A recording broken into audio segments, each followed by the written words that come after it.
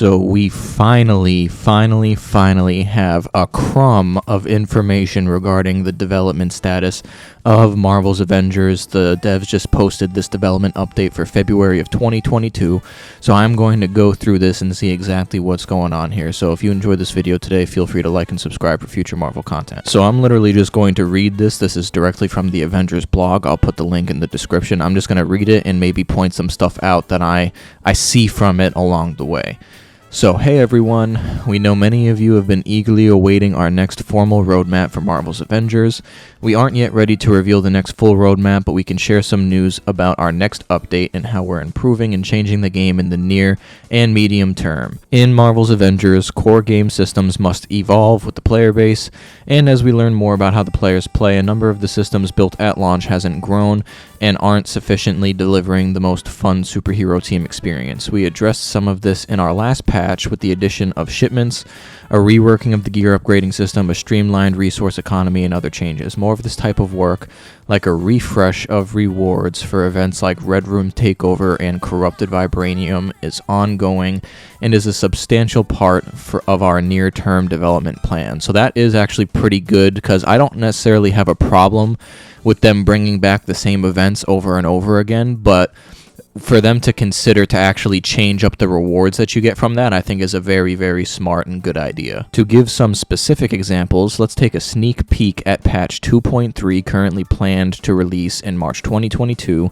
and a sample of the changes it will bring, as well as some elements in progress for a release shortly afterwards. So the fact that it's called patch 2.3 as well, I'm just going to point out, it's a good thing, because when it's like a whole patch number, that means that usually a lot of, not necessarily a lot, but a good amount of stuff is changing. Like patch 2.2 was the Claw Raid and Spider-Man. So patch 2.3 means that they're going to add some more stuff and change some more stuff around. Like a normal patch that just fixes glitches would be like patch 2.2.1 or something like that. So the fact that it's a rounded number like 2.3 is a good sign that we should get a decent amount of potential changes. First, Nick Fury is returning to lead S.H.I.E.L.D. and coordinate future Avengers Initiative missions alongside Director Hill. This comes with a much-needed rework of the War Table and the Mission Select system. We're changing how to find, select, and launch missions on the leveling journey throughout the Avengers Initiative.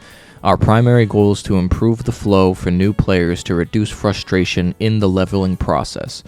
The more organized and directed experience will also create a larger, more concentrated matchmaking pools for higher level players. So I'm honestly not too sure what they mean by this. My initial impression is that there might be kind of almost a skill-based matchmaking to it. So like if I don't think that would be like for the Claw Raid and stuff like that, because if you're in the Claw Raid and you're power 160 and you match with a bunch of people who are also power 160, I mean, you might be able to do it depending on what everybody's builds are and who has what hero, but that's going to be extremely tough if you don't have someone on the team that's at least like 165 or something like that.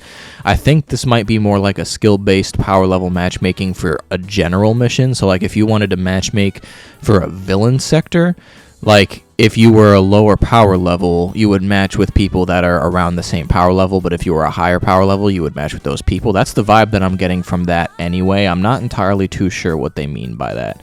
But continuing on, so we're also taking the opportunity to use what we learned in the past year to further balance gear perks. We've seen some amazing builds and plan on creating an even wider variety of powerful builds to discover and play.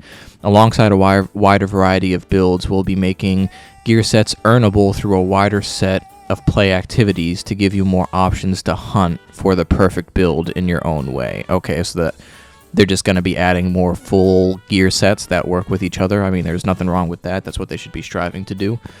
So the new shipment system added in 2.2 has been really successful at providing another a path to cosmetic rewards while rewarding playing, but it has had a fairly major impact on our units economy. We plan to make adjustments in the next patch by adding units as additional rewards to a number of endgame activities. This is very, very good. Let me not get ahead of myself. This would be a very, very good thing if it is a proportional amount of units to make it worth it. Because, for example, if you don't have a crap ton of units and you don't get lucky on the shipments, and it takes you the full 100 loot boxes, if you will, the full 100 shipments to get the monthly cosmetic, that's going to be like 45-ish thousand units a month. And I mean, you could farm that if you were farming units a lot, but that's still a lot of your time to take up. So if they add a good proportional amount of units as rewards for endgame activities, like I'm going to say, just using the Claw Raid and the OLT as an example, like maybe for the OLT and the Baby Claw Raid, give like 2,000 units upon completion. I feel like that's fair. And maybe for the Elite Claw Raid, give 3,000. I feel like that's pretty fair. That's just where my mind is going with that. I think that would make it a really good system, because with how often people have to play those endgame content to power up their hero, they could get those units back fast, and they would be good basically for the month of shipments. Last update, we experimented with allowing players to earn weekly rewards from completing the Omega level threat and the raid for each of their heroes, not just once per account. We really like the results of that, and we're planning to extend that per hero system to the Mega Hives in the next update. So I'm not going to down this change whatsoever. This is a good change, but in my personal opinion, this change doesn't mean a whole lot unless the gear we get from the Mega Hive can be used to upgrade our power level. So they should make the Mega Hive allowing you to get gear to upgrade your power from 150 to 160. That's my personal opinion, to help players get through that hump. Because otherwise, that's the main thing that people want right now, is they just want to get their power level up to get to the max again. So this Mega Hive update doesn't really do much for me. It is cool, and it is something that they should do more often of, especially with the priority mission as well. But again, I still think that they should at least change it so that it can help upgrade your power level more as well beyond 150. Lastly, we'll continue to prioritize critical bugs like improving raid stability and player feedback on where we need to make tuning adjustments. So I mean, at least it's small, but at least bravo for them saying that, and that they're still focusing on claw raid stability, because my god, the raid is still in pretty bad shape.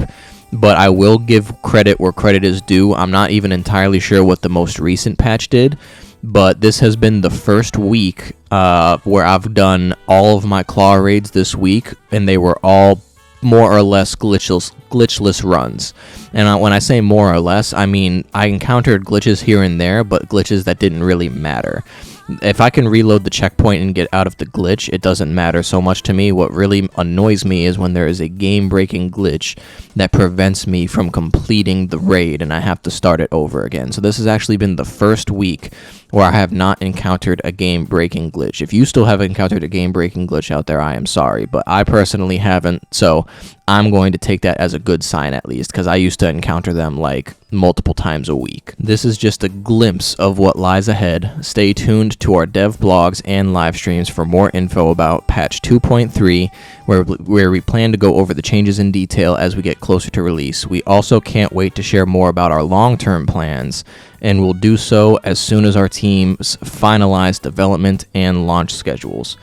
We've loved our adventures together, and we're excited to show and share with you the adventures we have planned for new ways to fight, new heroes to fight with, new challenges to face, and how we plan to continue expanding Marvel's Avengers. Thanks for playing with us. So what's really important about all of this, really, the key takeaways is that the next big patch update is coming in March, which also means that when they say stay tuned for that patch, we're not going to have to stay tuned for that long. So we're going to be hearing more information about that patch, if not this week, starting next week and the week after that, and so on. Because next week is already the end of February, so obviously I don't think this patch is going to drop at the very beginning of March, but we're already about to be in March, so we're going to start hearing about exactly what's going to be in this patch very soon. And I honestly think that with this patch is probably going to come the roadmap. Don't quote me on that, because I don't know for sure, but I think that they are getting really close to revealing the roadmap, and what really makes me hopeful is that we also can't wait to share more about our long-term plans, and will do as soon as our teams finalize development and launch schedules. So it basically seems like all that's holding them back from revealing it right now is that they just need to finalize when certain things are going to come out, which is obviously fine.